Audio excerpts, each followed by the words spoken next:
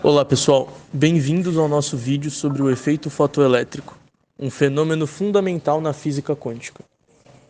O efeito fotoelétrico é a emissão de elétrons por um material quando exposto à luz.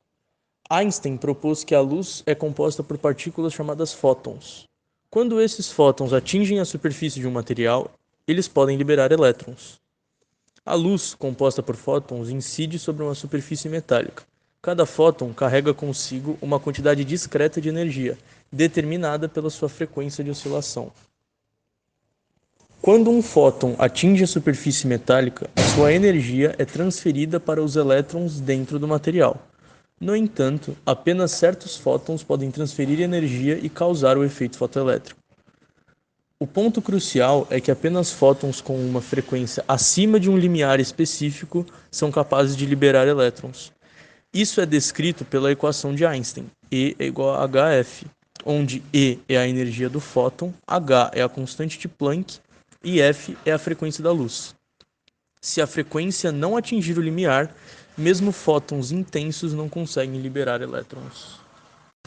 Pois bem, pessoal, realizaremos 3 experimentos e desses 3 experimentos a ideia seria mudar ou a abertura do filtro ou o próprio filtro, que seria o comprimento de onda dele, certo? Pois bem, o primeiro experimento ele consiste em mudar uma abertura do filtro, ou seja, mudar a abertura da passagem de luz para o mesmo filtro, que é de 436 nanômetros. Com isso, a gente consegue achar a tensão de corte. E o que seria essa tensão de corte, ou também que a gente pode chamar de potencial de freamento? É quando a uma certa tensão a corrente se anula. É basicamente isso. A gente fez um gráfico e nesse gráfico a gente percebe que a tensão de freamento, a tensão de corte, ou potencial de freamento, que seja, ele depende linearmente da frequência da luz incidente. Por que isso? Porque o potencial de freamento ele anula a energia cinética do elétron. E como que é a energia cinética do elétron? É igual a E igual a VF. Ou seja, o potencial de freamento, que seria essa tensão de corte, ele anula, ele freia a energia cinética do elétron. É basicamente isso.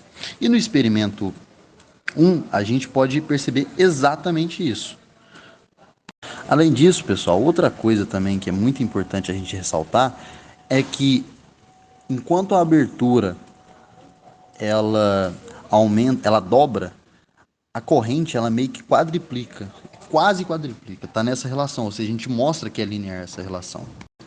Para o segundo experimento, nós mantivemos a abertura e trocamos o filtro. Vale ressaltar que a tensão de corte manteve-se praticamente a mesma. No entanto, a relação entre as correntes é de praticamente o dobro, o que nos mostra que a relação entre a corrente de cada filtro é linear. O experimento 3, ele consiste em manter a abertura da passagem de luz e trocar os filtros. Então a gente coloca 4 filtros distintos. Percebam, pessoal, que a maior tensão de corte foi para aquela que a luz incidente possui a maior frequência. Ou seja, quanto maior a frequência, maior a tensão de corte.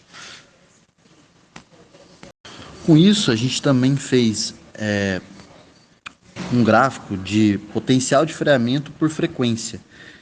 E a gente linearizou esse gráfico e conseguiu os coeficientes desse gráfico, né? E com isso a gente conseguiu perceber que os coeficientes deles batem muito com o cálculo teórico. O erro, se não me engano, é cerca de 2%, 3% no máximo. Ou seja, com isso a gente consegue evidenciar a veracidade desse experimento.